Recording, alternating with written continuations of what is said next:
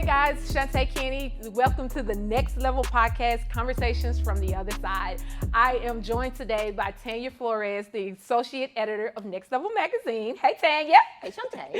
Thank you so much for joining us today. Today we're going to talk about chaos and how to handle chaos, a little bit of our chaos. We're going to give you guys just a little backstory about us and how we fell into chaos, how Tania fell into the pit, and some of the tips and strategies that we use to get us out of that chaos and out of the pit.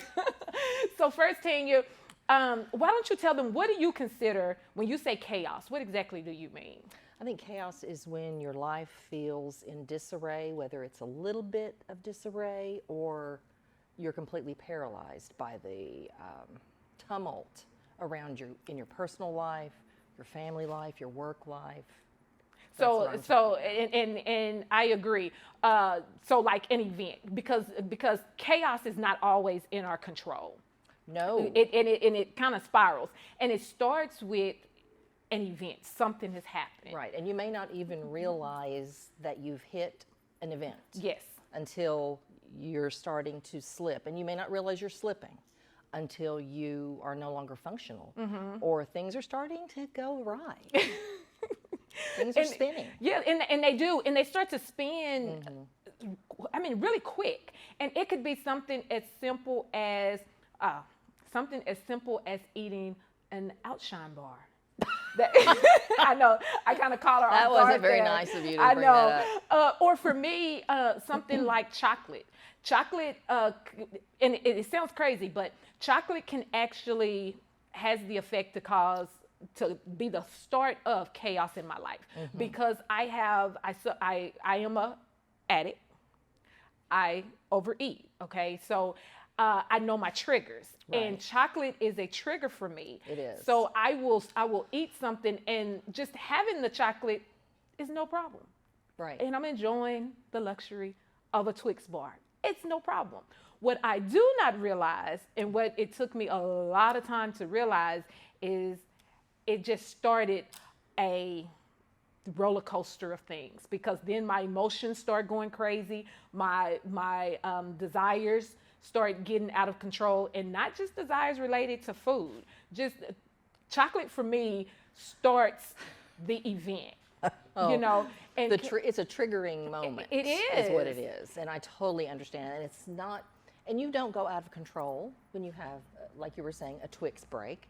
That moment is not chaotic.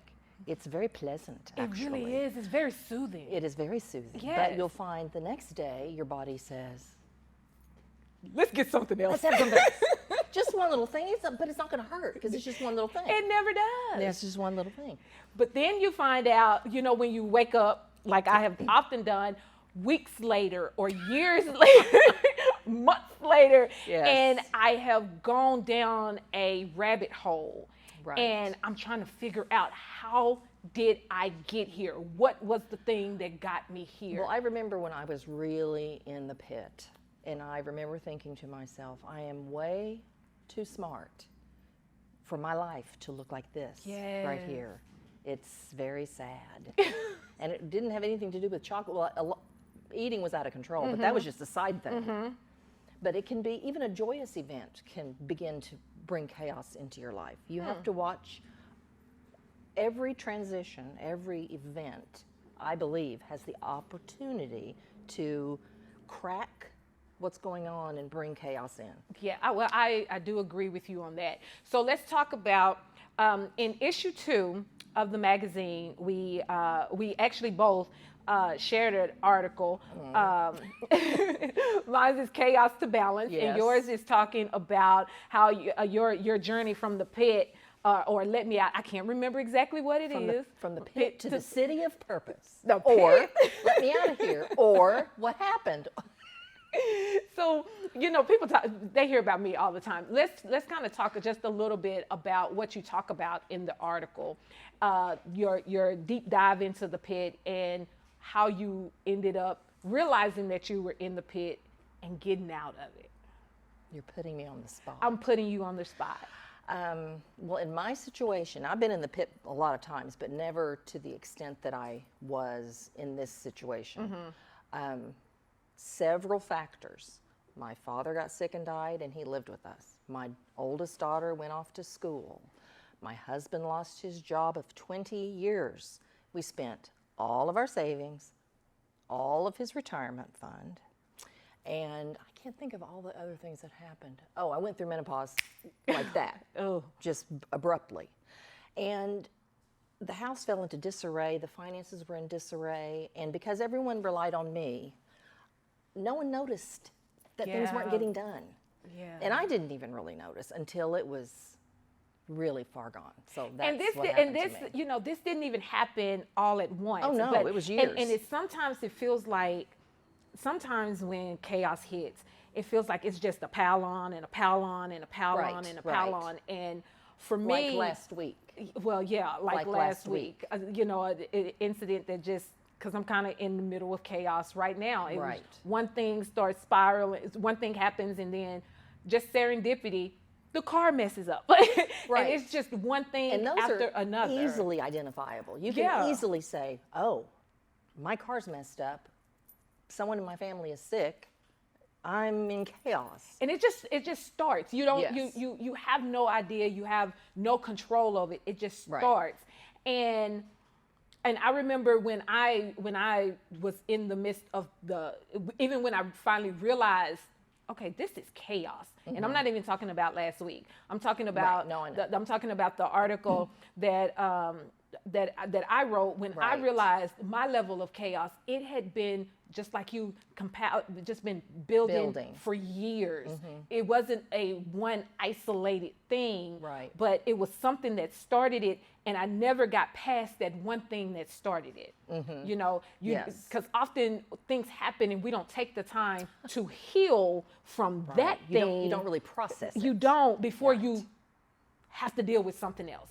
And then it's, okay, well, I got that, and I got to deal with that, and I got to deal with this, and I got to deal with this, and I got to deal with this. And you create these coping mechanisms to deal with life as life is doing what it does. You know what I'm saying? And it becomes hard. It becomes hard for you to pull yourself out because you just, it seems like you're just digging in. And by the time you realize it, a lot of things have gone wrong. And you are on the ground in your most weak and vulnerable state with the most piled on you. And it's really like the perfect storm. It's like the perfect storm. I agree. How did you recognize that you were in the pit? Because because you can stand in chaos and you can be looking over into the pit and not necessarily fall into the pit.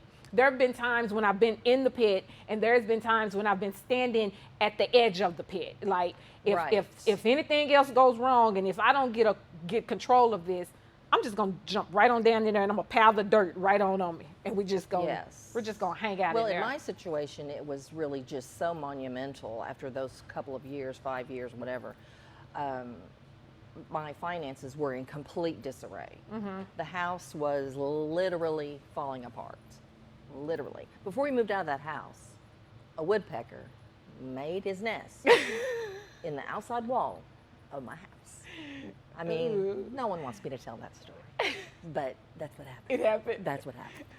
So when you realize you're in such disarray and you're racing to pay the water bill before they cut it off, and you're racing, I went to Rodney D. Young. Well, actually, Rodney D. Young was helping me get out of the pit. Everything was canceled. It was just terrible.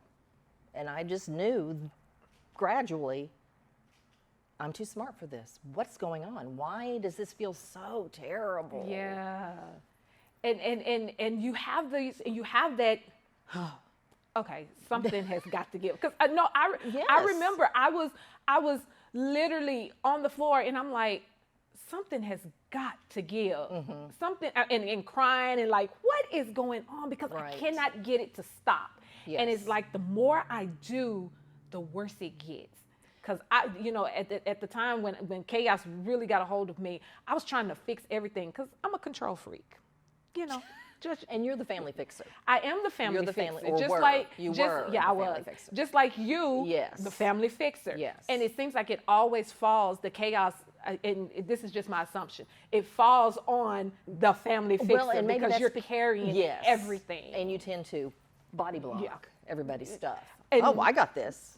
Don't worry about it. I'll figure out a way for us to fix that. I got it. It's under control. Until it's just not possible. You know what? One of the things that I realized, and it really woke me up in that moment, was because God is so funny. I remember God telling me, if you're gonna do everything, what does anybody need me for? Right. And I'm sitting up here like, well, but I need you. But you're doing everything. You won't step back. You won't stop. You got everything under control. And if you're going to do everything, Shawnte, I'm going to let you do it. I'm going to let you keep holding on to that until you get tired. Lord, I'm tired. Yeah. And then he says, thank you. Now Finally, I can do something. Now we can start Yes. working on things. Because the problem that was so hard for me to realize was me. Mm-hmm. The problem was not finances were out of control. Mm-hmm. The problem was not husband doing this, family doing this, house looking like this. That was not it. Eating out of control. The problem was me, because the common denominator amongst all of the chaos. I really hate that. Was me. I'm really sorry. Was me, and it was not pretty. Looking at myself and realizing it's me, because Shawnte, you are in the way. You're in the way. Right. And I remember God telling me, you're going to fix what you broke using the same mindset in the same environment that you broke it in. And I remember sitting up there like, well, at the time, it made sense when I came up with this plan, Lord. But now my plan don't sound too good now that I hear you saying it. The plan. Because I did have a plan. Of course. There's a plan to get it's me a out of. 5-point plan. There is. I mean, I had A, B, C, D. And when those didn't work, I had my backup plans. I was in this. Right. But that was my whole problem from the get-go. Yes. So let's talk It's about, it's a thing. Let's talk about how we get out of the pit, how we get out of chaos, and then how we handle chaos going forward, because life is going to always happen. There is never a time that we're not going to have an event. Okay? Boy, that's the truth. But once you learn the tools and you begin to recognize it, and there are tools, there are, as we call them amongst ourselves, our what do we call them? Our next level keys. Once you start learning the tools and the principles, it begins to help you see chaos and handle it, in a more coherent way before you fall back into the pit. Yes. So what are some of the things that you did? Well, the things that I did to get out of chaos are... Oh, she's going to her trusted notes. The first thing I started with was gratitude. Being grateful for the very smallest thing. I think that I talked about this last time we were together in this venue, which is house falling down. My husband fixes one thing, and I spend my time looking at that fixed thing. And I write it in my book of remembrance. He fixed that. It looks so fabulous. I can't believe it. Any little thing. And then after that, mental atmosphere is another really important thing. You accomplish that by being grateful. That opens up the door for a change in your mentality, which by the time you're in the pit, you are really feeling like a sad sack. Yeah. So sad, so miserable. Nothing's really going right and you can't see anything good. But you start to be grateful for what you do have and improve your mental atmosphere and your physicality wherever you can. The tiniest little thing, do it. Yeah. But you've got to be sure that you are noticing it and being grateful for it in that moment. Very good. Your car may be falling apart, but clean it. True. Clean it out. Get the trash out of it.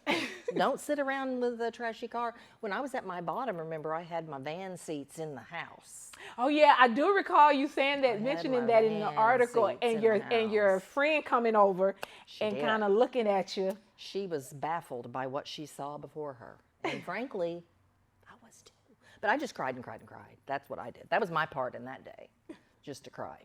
Well, I know one of the first tools that one of the first things that I ended up doing was I realized I had to create some space to heal and to fix things, or to allow things to be fixed. Create some space so that I could hear God, where I wasn't so busy, where everybody wasn't talking to me. So I had to learn how to create some solid space in my life for me, such that God could talk to me and give me some direction. I remember when you moved out from all your people and got your own apartment by yourself. This was another level of this was another time of chaos, y'all. There's been many moments of chaos in my life. Yeah, we all have chaos. We all have chaos. But that being by yourself gave you space. Yes. It gave you.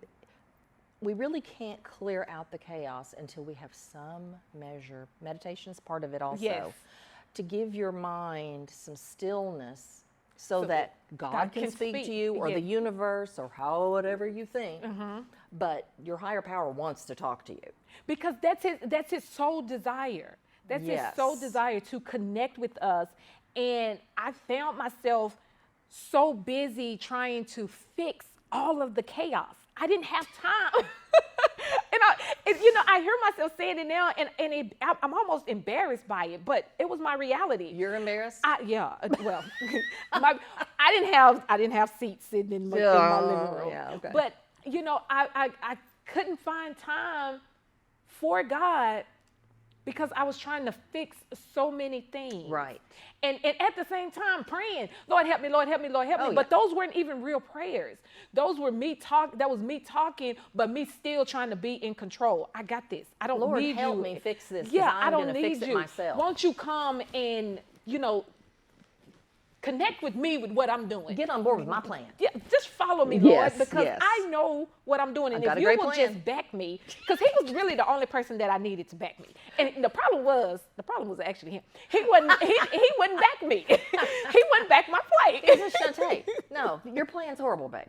It's a bad plan. At the time, it's a bad plan. It made sense. Yes. Okay. Oh, of course it did. He would not back my play. Now, if he would have backed my play, you know what? This would all be taken care of. But there would be no Next Level magazine? No, we would not be sitting here today because Shawnte's plan just really was not it. But I did not take the time to allow him time and room to talk with me. I think that's something you learn. Unfortunately, through getting thrust into the fire, you think, well, I've got this under control, and if I don't have it under control currently, I will after I invoke these three things. Well, true. That is But very you need true. that space for God to talk and give you an idea or whatever, to give you the idea. And gratitude, gratitude starts helping to clear the chaos in your mind. Oh, yes. Clear the space, because you spend so much time thinking about all of the problems and all of the solutions that you're trying to come up with. And you spend no time being thankful for, you know what? I got all my hands. Yes. Nobody's dead. We got got in the car. Right. You know what I'm saying? 100%. And today I don't have to hold my breath when I go out to the car from work, thinking that the car is going to be repoed. I remember having to do that when I was in the middle of my chaos. I would hold my breath every time. Is the car going to be here? And that was so embarrassing. Right. But you learn to be thankful for every little thing, and that begins to clear out all of the negativity in your mind, so agree and with make that. room for God to start speaking to you. Well, you already have blessings. Always. There's always things to be grateful for. But when you're in the pit and in chaos, you are not thinking about that at all. No. All that you see is the chaos monster. That is true. And it's in a big black ball trying to get you. It's terrible. And I don't want to give, I definitely don't want to give chaos too much power. And it's so funny that we're actually having this conversation, because as you were mentioning, this past week, my life has been kind of in a. It was chaotic. It was very chaotic. It was very chaotic. But at the same time, And because God is so intentional, and that's what I love about him. He's so intentional with what he does. It's been a chaotic week, but at the same time, I've been studying the book of Acts, the 7th chapter, as well as the book of Exodus, because they're where I'm actually at. They are paralleling with each other, and the children of Israel coming out of Egypt. Right. And Pharaoh refusing to release the children of Israel so that they could go and serve God. And as I've been going through this week, and as I've been in the Word studying, God began to really show me that, you know, that whole event for them, Pharaoh, you can look at him as chaos. He was chaos, and chaos, the reality of it, chaos does not want to let you go. It is constantly chasing after you, because that's what life does.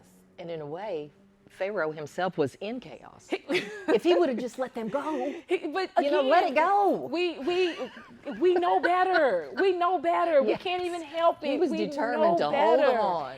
And the worse things got and the harder things got, the more God was able to show who he was. Right. Boy, that's true. And that yes. is the beauty Yes. of the journey from the pit, from chaos to the palace, or to the promise. Because Yes. God gets to show who he is. If Pharaoh had not held on like a crazy man, then God wouldn't have had to part the Red Sea. Yes. He wouldn't have had to do any of the things that he Send did for all them. the plagues, the mighty hand. Yes. You know, and even as every day as I was, because every day, I'm not joking, there was something new.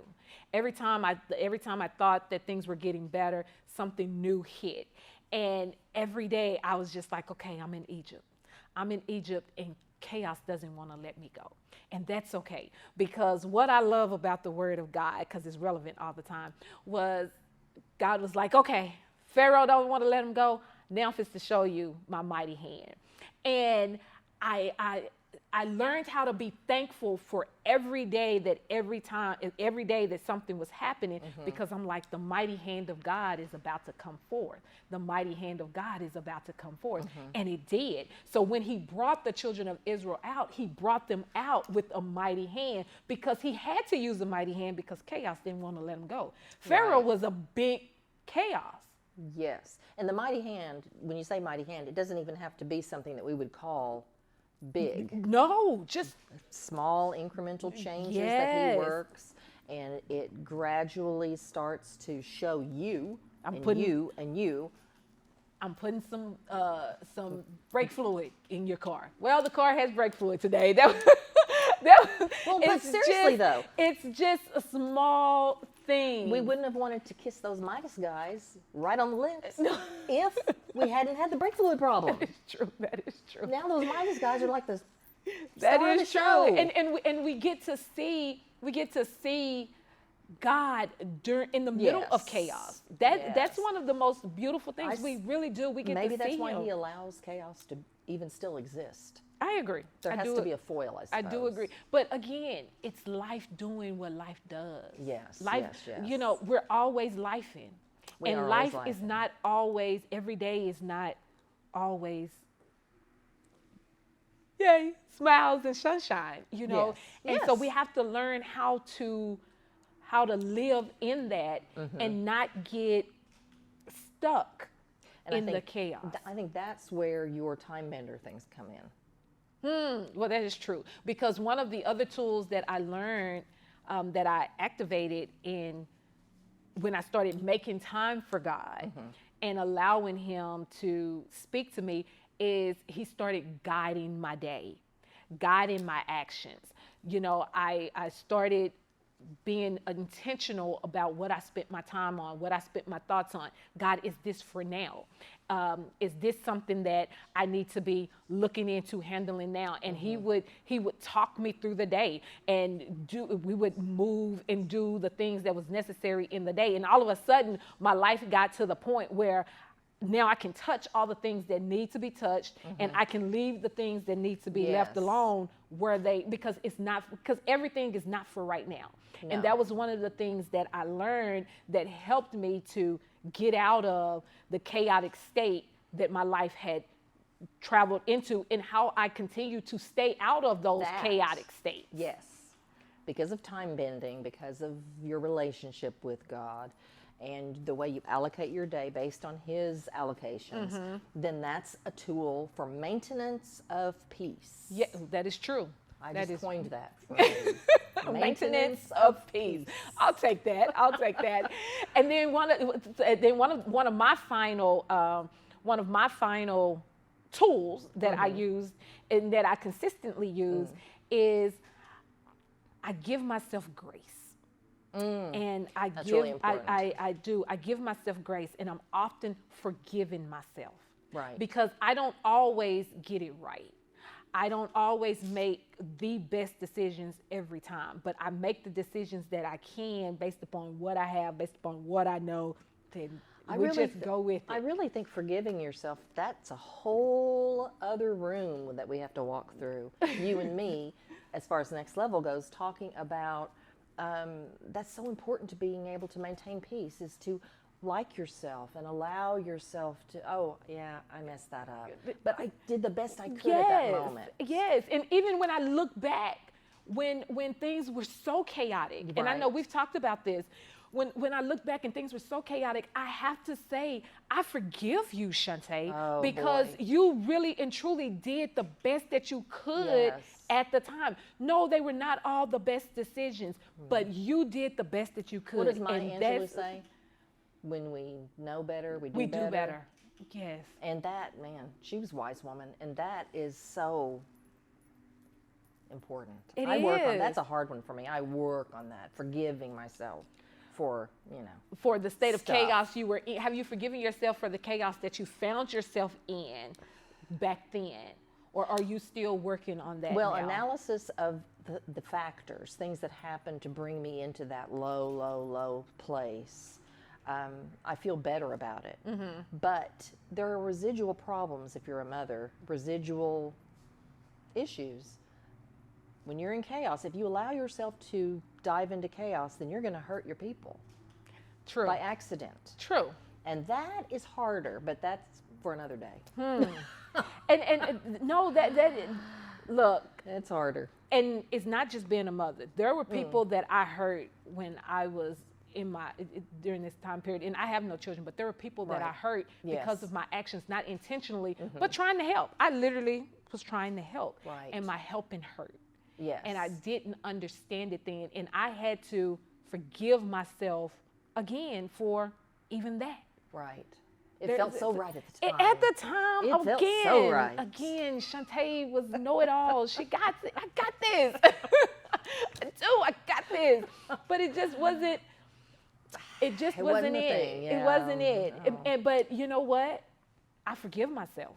I forgive myself for it, and I do it now. I do it now, and I'm so grateful because guilt will keep you in the pit. It will. Shame will keep you in the pit. Yes. Pride will keep you in the pit. It will keep you in chaos. It will not let you go. And it will make it such that you cannot move forward with your life. So if you want to move out of chaos, and if you want to move forward from chaos, you have to learn how to forgive yourself. You do. And accept that things that happen, okay? Yeah, it that happened.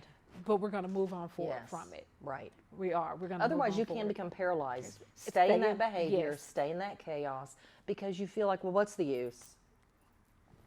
What's the use? And here at Next Level, our goal and our desire is to help women move forward. Don't get stuck by an event like we did. Find yourself in the middle of chaos and then just continuing to just keep circling into it. We're just gonna dive right on into it, and we're gonna lay in our guilt. We're gonna lay in our trauma. We're gonna lay here. Our goal is for you to move.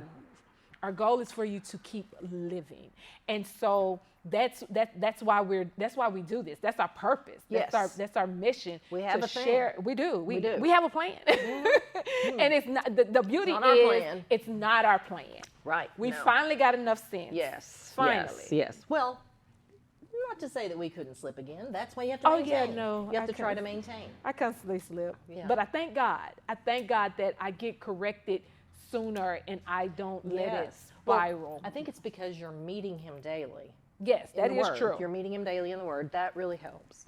Meditation helps, being grateful for every little thing. You just keep these maintenance things going. Yes. And that goes a long way toward keeping, it's like chaos prevention. Ah, I like that. The chaos prevention program. We may need to do something with that. We'll do So let's just recap. Let's recap some of the tools. Okay. And you can read more about these tools in issue 2 of the Next Level magazine, which is out now. So we have, for me, one is create a space so Right. that That's you such a can good one. hear from God. That's such a Create good a one. space, declutter your life and your time Declutter so your that you life. can spend time and hear from God. Yes.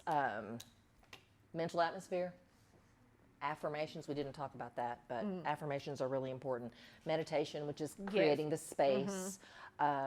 Visualization, Yes. which goes along with meditation. Yeah. You have to have a vision. I mean, that's even a biblical thing, I believe, visioning things. And writing.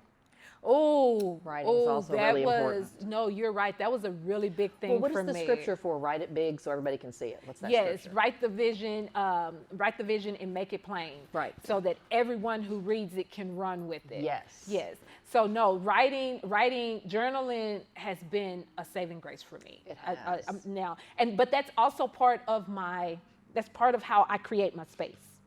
That's part of how I spend time with God and I Right. allow Him to talk with me. That's part of how I declutter my mind, sitting and creating the space to journal. And you don't just journal. You don't have to be restrictive with your journaling because I believe that you type some, you put some on your phone, Oh, you yeah, put I some do. on paper, you any which way. I There's do no a perfect video. way. I do Yeah, a there's little no bit. perfect I way. do a little bit of everything. Yes. Just getting it out. Yes. Decluttering your mind and your thoughts so that you can. The more you give out, the more you can get back in. Right. And that's been very big for me. And I find that if I miss a day of journaling, it feels as if I'm Clogged up. Totally, because Isn't that I have interesting? not released. Right. I have not released. And I take my problems to God. And when I take them there, I leave them there. I think that may be one of the most important things is the daily release that you're doing. I know in 12-step programs they have that every day you review. Do I owe an apology? Have I messed up somehow? And if you're looking at that every day, then you're not going to It makes the collapse. journey easier, and it keeps you from misstepping, and it helps you handle the chaos of life, the events of life. Right. It helps you handle life, period. Right. I think there's two things. There's chaos, which is the problems we find ourselves in, but then, like last week, was just chaotic. Yeah. You didn't fall into the chaos, I but did. it was chaotic. But and there was plenty of opportunity because could have. let me be clear, there were moments when I just wanted to sit in the car and just cry and just go Yes. all the way in. Whoa is me. I know. Because I felt picked on. Yes. But I am grateful because I have these tools. I have these things set up in place so that I don't fall back Right. into the chaos. And you met each thing as it came. I did. You never I tried did. to say, well, I'll think about that later. You met each thing. It Did happens. Yes. It happens. Again, as life does what it does, we want to help you navigate Yes. life. And we really hope that these tools, this discussion, helps you as you deal with events, find yourself in chaotic situations. You may even be in the middle of chaos right now. Gratitude, visualization, creating the space so that God can speak with you, journaling, just all sorts of tools. There are things that you can do to get you from the whirlwind and the pit that you may have found yourself into and move forward with life, because that's what the goal is if the chaos didn't kill you, if the event did not kill you, I say this all the time, if the event didn't kill you, then there's another side to it. And that's our goal here at Next Level. I hope that you guys have been blessed and that you've enjoyed our conversation. Tanya, thank you so much for coming and talking with us. Until next week, guys, you all be blessed. Go be great. I feel a way coming on. Feel a way coming on. They wanna know what we on.